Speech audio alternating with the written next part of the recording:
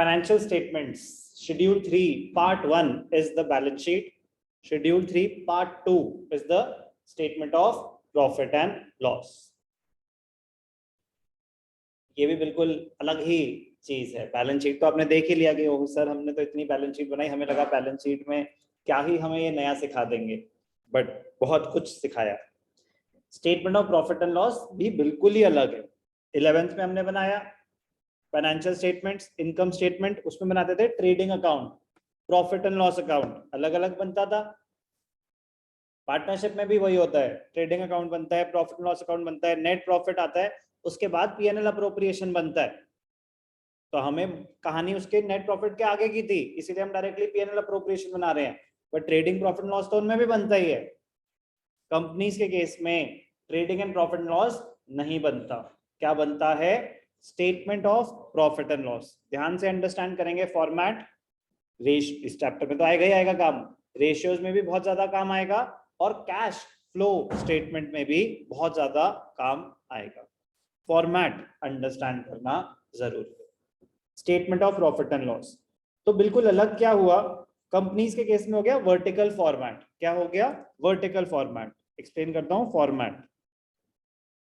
Statement of profit and loss. Statement of profit and loss होता है for the year ended. अब वो तो कंपनीज का ही फॉर्मेट है कि डेट, उसमें डेट कह रहा हूं सॉरी, पर्टिकुलर्स, 2 साल का बैलेंस. ये 2 साल का बैलेंस क्यों आता है? क्योंकि कंपलसरी है कंपैरेटिव बनाना.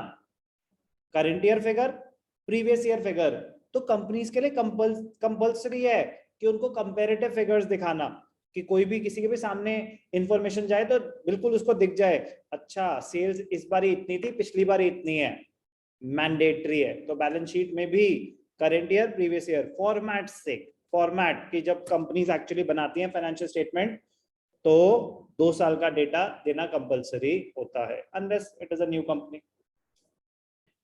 तो मतलब ये तो कॉमन हो गया. Particulars, note number, current year, previous year, ये तो बैलेंस शीट में भी है.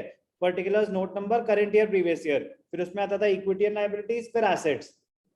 इसमें देखना बेटा मजेदार, पहले क्या आ गए?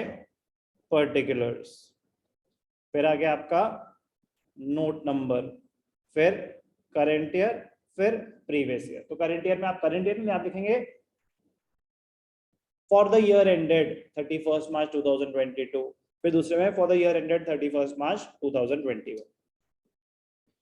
अब सर 11th में तो ट्रेडिंग अकाउंट अलग बनता था, प्रॉफिट एंड लॉस अकाउंट अलग बनता था, इसमें बेटा अलग अलग नहीं बनेगा. तो इसमें आता है आपका पहले टोटल रेवेन्यू. क्या आता है? Total revenue. टोटल रेवेन्यू में पहले आता है रेवेन्यू फ्रॉम ऑपरेशंस. क्या आता है? Revenue from operations. फिर आती है क्या? आपकी अदर इनकम. पहले क्या आता है? रेवेन्यू फ्रॉम ऑपरेशंस, फिर आती है other income. Revenue from operations क्या होता है? सेल्स या नेट सेल्स? कोई ट्राई करना चाहेगा? रेवेन्यू फ्रॉम ऑपरेशंस क्या होता है? सेल्स या net sales? Anyone? Net sales होती है ये. क्या होती है ये? Net sales. मतलब सेल्स, कौन सी sales? Gross sales minus sales returns. की रिटर्न्स इसमें से डिडक्ट हो चुके हैं. This includes both cash and credit, but net sales हैं, सेल्स रिटर्न माइनस हो चुके हैं. अदर इनकम, अदर इनकम क्या है? आपकी इनडायरेक्ट इनकम. आपकी इनडायरेक्ट इनकम जो आप बचपन में कहां दिखाते थे? पीएनएल अकाउंट में क्रेडिट साइड पे जो दिखाते थे. अब यहाँ पे क्या ट्रेडिंग और पीएनएल अलग अलग बनता है? नहीं, एक ही है, वर्टिकल फॉर्मेट. तो टोटल रेवेन्यू में पहले डायरेक्ट इनकम आ गई. रेवेन्यू फ्रॉम ऑपरेशंस क्या हो गया आपके लिए? Direct income. और अदर इनकम क्या हो गई? Indirect income. इसके एग्जांपल्स अब खुद सोचो ना, जो भी प्रॉफिट एंड लॉस अकाउंट में आप क्रेडिट साइड पे दिखाते थे, rent received, interest received, dividend received,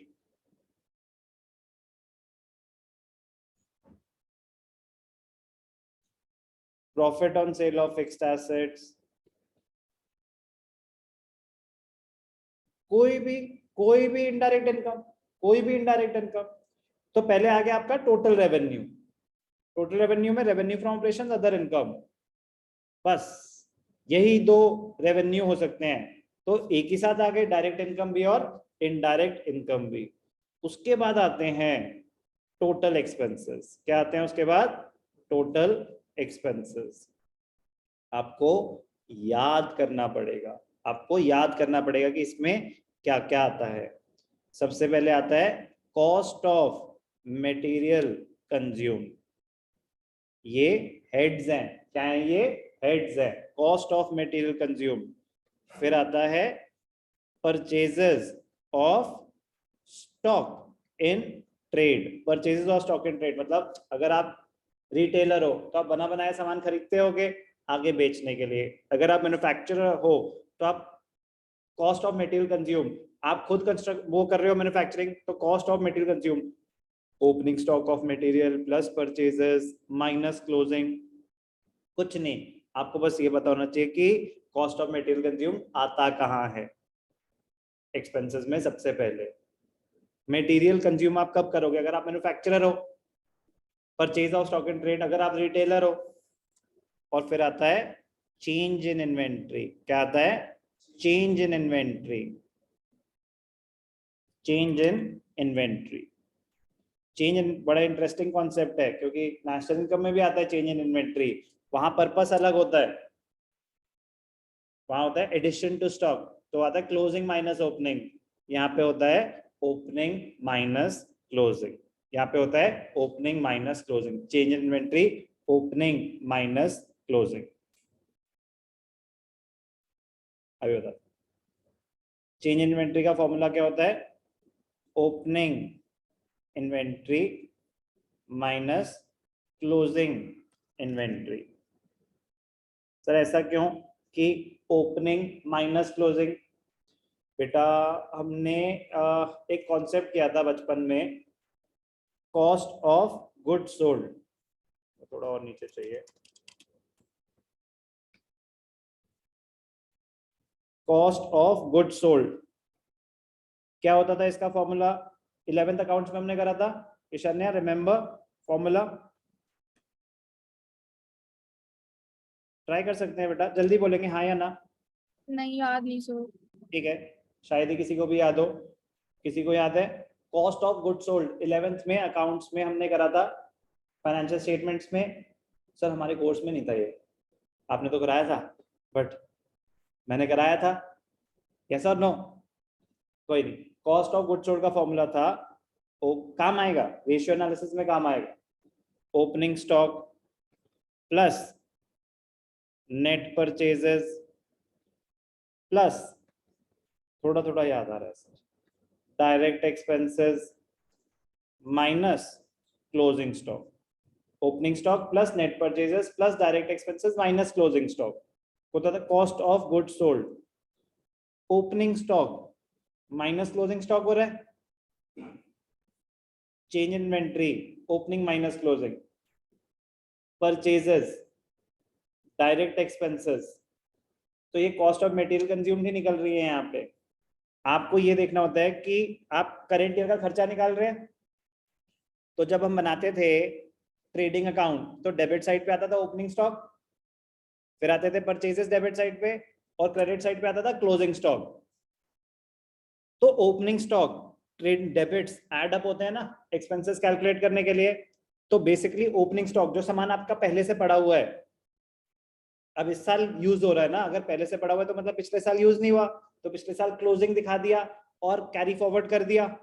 तो क्लोजिंग दिखा दिया तो मतलब पिछले साल का एक्सपेंस नहीं माना, एसेट माना, और कैरी फॉरवर्ड कर दिया करंट पीरियड में। तो ओपनिंग स्टॉक क्या करंट पीरियड का एक्सपेंस माना जाता है?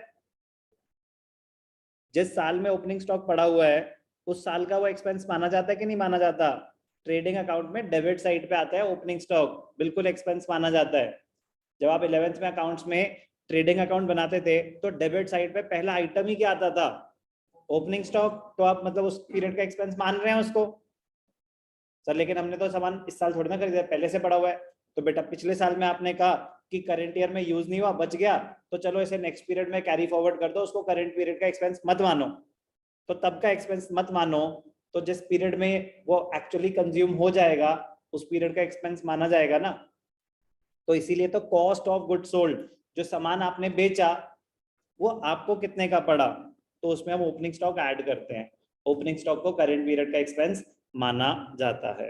और क्लोजिंग स्टॉक क्या होता है, जो सामान आपने इस साल खरीदा तो था बट यूज नहीं हुआ, बच गया, तो उसको माइनस कर देते हैं, उसको करंट पीरियड का एक्सपेंस नहीं माना जाता। समझ आया लॉजिक? अब cost of good sold old concept हो गया। कॉस्ट ऑफ गुड सोल्ड क्या हो गया? Old concept. अब क्या होता है? Cost of RFO, cost of revenue from operations. Cost of revenue from operations क्या हो गया? New concept. तो न्यू कॉन्सेप्ट के हिसाब से आपका फॉर्मूला क्या हो गया? Cost of material consume, cost of material consume plus purchases of stock and trade. पहचान लोगे सेट को? Stock and trade plus change in inventories plus any other direct expense. Direct expenses क्या होते थे? Expenses incurred at the time of purchase और manufacturing. Wages हो गया, carriage हो गया, कोई भी direct expense. तो cost of goods sold is the same thing as cost of RFO. Cost of goods sold proprietorship और पार्टनरशिप का कॉन्सेप्ट है, कॉस्ट ऑफ आरएफओ कंपनीज का कॉन्सेप्ट है। दोनों बातें एग्जैक्टली सेम है, दोनों बातें एग्जैक्टली सेम है। Opening stock minus closing stock, change in inventory, ये opening inventory minus closing inventory ही है, वही हो रहा है। Plus net purchases, plus purchases plus direct expenses. Material consume direct expense होता है, और कोई अगर डायरेक्ट एक्सपेंस है तो वो भी। कॉन्सेप्ट सेम है, बट मैं आपको बस ये बता रहा हूँ कि लिखने का तरीका कंपनीज में बिल्कुल अलग हो जाता है। तो पहला cost of material consume, purchase of stock and trade, change in inventory. Change in inventory किस चीज की हो सकती है? किसी भी चीज की हो सकती है बेटा। फिनिश्ड गुड्स की हो सकती है, वर्क इन प्रोग्रेस की हो सकती है, finished goods, work in progress और रॉ मटेरियल्स। और raw materials I would like to stock and trade. Raw material ऊपर आ चुका है, stock and trade, stock in trade. Change inventory of finished goods, work in progress और stock in trade. Sir finished goods और stock in trade में क्या फर्क होता है? बेटा फिनिश्ड गुड्स वो होते हैं जो आपने खुद मैन्युफैक्चर करे थे और आपके पास रेडी है। स्टॉक इन ट्रेड होता है जो आपने सामान बना बनाया खरीदा था उसका। तो तीनों का चेंज इन इन्वेंट्री कैलकुलेट होता है। Next employee benefit expenses. Next employee benefit expenses. Employee benefit expenses और कुछ नहीं, आपका सैलरीज एंड वेजेस ही है। क्या है आपका? Salaries and wages. चलो ये हर एक salaries and wages, employee benefit expenses. फिर डेप्रिसिएशन, फाइनेंस कॉस्ट और अदर एक्सपेंसेस। पहले डेप्रिसिएशन फिर फाइनेंस कॉस्ट, पहले फाइनेंस कॉस्ट फिर डेप्रिसिएशन। ठीक है, ऑर्डर आपको इंटरचेंजेबल नहीं है, तो अगर फाइनेंस कॉस्ट है तो आपको पहले फाइनेंस कॉस्ट ही लिखना है, फाइनेंस कॉस्ट फिर डेप्रिसिएशन और लास्ट में क्या आ जाएगा? Other expenses. लास्ट में क्या आ जाएगा? Other expenses. ठीक है, क्या है ये? Total expenses. रिव्यू करते हैं, ध्यान से देखना।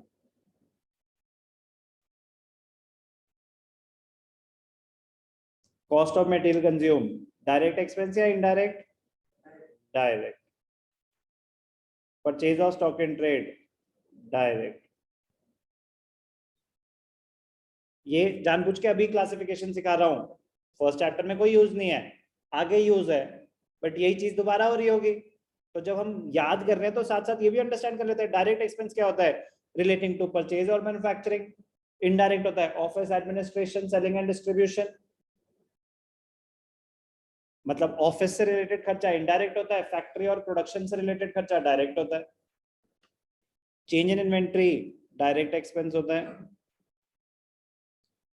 एम्प्लॉय बेनिफिट एक्सपेंस, अब ये क्या है? ये है आपका सैलरीज एंड वेजेस। क्या है? Salaries and wages, staff welfare etcetera. ये डायरेक्ट भी हो सकता है, इनडायरेक्ट भी हो सकता है। ये इनडायरेक्ट भी हो सकता है, डायरेक्ट भी हो सकता है, क्योंकि अगर वेजेस है तो डायरेक्ट एक्सपेंस है, सैलरीज है तो इनडायरेक्ट है। if nothing is specified if nothing is specified it is assumed to be an indirect expense। अगर कुछ मेंशन नहीं है, सिर्फ लिखा है एम्प्लॉय बेनिफिट एक्सपेंसेस, सिर्फ लिखा है एम्प्लॉय बेनिफिट एक्सपेंसेस, तो हम उसको क्या मानेंगे? डायरेक्ट या इनडायरेक्ट? इनडायरेक्ट। लेकिन अगर अलग से दे रखा है कि सैलरीज 50 लाख, वेजेस 10 लाख, तो सैलरीज इनडायरेक्ट हो जाएगा, वेजेस डायरेक्ट हो जाएगा। सर अगर सैलरीज एंड वेजेस लिखा है तो जो पहला वर्ड है वो फॉलो होता है। वही था आपके मन का डाउट, पता चल जाता है। ध्यान से देखना, एम्प्लॉय बेनिफिट एक्सपेंसेस, एम्प्लॉई से रिलेटेड खर्चे। फाइनेंस कॉस्ट, आपकी कॉस्ट ऑफ बोरोइंग, क्या है ये? Interest etcetera. तो डायरेक्ट या indirect? Obviously indirect. Depreciation, indirect. Other expenses, ये कुछ भी हो सकते हैं, डायरेक्ट और इनडायरेक्ट। तो हमें कैसे पता चलेगा सर क्या है? Refer notes. तो वो बताएंगे ना कि अदर एक्सपेंसेस में क्या क्या आ रहा है। नोट नंबर 5 कुछ भी होगा, जो भी उस क्वेश्चन का होगा, तो अदर एक्सपेंसेस की डिटेल लेंगे। अच्छा उसमें मैन्युफैक्चरिंग एक्सपेंसेस आ रहे हैं तो वो डायरेक्ट है, कैरेज कार्टेज आ रहे हैं तो वो डायरेक्ट है, loss on sale of fixed asset आ रहा है तो वो इनडायरेक्ट है, लॉस बाय फायर आ रहा है तो वो इनडायरेक्ट है। तो वो उससे पता चलेगा। बट क्या रूल है? if nothing is specified तो क्या माने जाएंगे? Indirect. if nothing is specified तो इनडायरेक्ट माने जाएंगे। सिर्फ लिखा अदर एक्सपेंसेस 50,000, तो क्या मानूं सर मैं उसको, डायरेक्ट या इनडायरेक्ट? बेटा उस केस में इनडायरेक्ट। टोटल रेवेन्यू में रेवेन्यू फ्रॉम ऑपरेशंस और अदर इनकम। टोटल एक्सपेंसेस में पहले कॉस्ट ऑफ मटेरियल कंज्यूम, फिर purchase of stock in trade, फिर चेंज इन इन्वेंट्री, फिर एम्प्लॉय बेनिफिट एक्सपेंसेस, फिर डेप्रिसिएशन, फिर finance cost. Sorry, employee benefit expenses के बाद फाइनेंस कॉस्ट, फिर डेप्रिसिएशन, और फिर लास्ट में अदर एक्सपेंसेस। तो फिर क्या आता है? सी क्या होता है? Profit before tax. ए और बी लिया था इसको मैंने, हाँ ए और बी लिया था, तो आप ऐसे 1 और 2 भी ले सकते हैं, उससे कोई फर्क नहीं पड़ता, आप उसको 1 और 2 भी ले सकते हैं। तो प्रॉफिट बिफोर टैक्स क्या हो जाएगा? A minus B, total revenue minus total expenses. इसमें से माइनस होता है, क्या माइनस होता है? टैक्स। तो क्या आता है? Profit after tax. अब यार वो इसको 1 ले रहे हैं, फिर इसको 2 ले रहे हैं, फिर इसको 3 ले रहे हैं, इसको 4 5, ये ऐसे कोई नंबरिंग आपको याद करने की जरूरत नहीं है। Statement of profit and loss को सिंपल रख सकते हैं आप, 1 और 2 ले सकते हैं। टोटल रेवेन्यू 1, टोटल एक्सपेंसेस 2, 3 हो जाएगा पीबीटी, 4 हो जाएगा पीएटी। टैक्स को अलग से कोई नंबर देने की जरूरत नहीं है। फोकस क्या है? कंपोनेंट्स। कंपोनेंट्स नंबरिंग तो जो मर्जी, नंबरिंग तो करने के बाद भी चेंज हो सकती है अपने अंडरस्टैंडिंग के लिए, कन्वीनियंस के लिए। कंपोनेंट्स क्या है? कौन से डायरेक्ट एक्सपेंसेस है, कौन से इनडायरेक्ट है? पहले तो क्या होता था, ट्रेडिंग अकाउंट अलग बन रहा था, तो उसमें डायरेक्ट आइटम्स ही अलग आते थे, direct expense, direct income. Profit and loss account अलग बनता था, उसमें सारे इनडायरेक्ट आते थे, तो ये प्रॉब्लम ही नहीं थी। मतलब ये हमें पहले से आइडेंटिफाई कर लेना था कि डायरेक्ट कौन से, इनडायरेक्ट कौन से। लेकिन यहाँ तो सब कुछ एक साथ आ गए टोटल एक्सपेंसेस में, तो आपको खुद पता होना चाहिए कि कौन सा डायरेक्ट है, कौन सा इनडायरेक्ट है। रेशियो एनालिसिस में ये सब यूज होगा। तो मैं साथ साथ स्टेटमेंट ही उस तरीके से करा रहा हूं कि आपके दोनों काम हो जाए। बट पहली इस चैप्टर की रिक्वायरमेंट क्या है? फॉर्मेट कहां दे रखा है? Part 2 of schedule 3 companies act 2013। क्या है फॉर्मेट? पहले रेवेन्यू फ्रॉम ऑपरेशंस, फिर अदर इनकम, क्या है ये? टोटल रेवेन्यू, फिर टोटल एक्सपेंसेस, फिर क्या आता है? पीबीटी, टैक्स माइनस हो गया, लास्ट में आता है पीएटी। कोई भी डाउट? तो पहला टारगेट आपका ये पूरा फॉर्मेट याद होना चाहिए सीक्वेंस में, और इतना पता होना चाहिए कौन सा डायरेक्ट है कौन सा इनडायरेक्ट।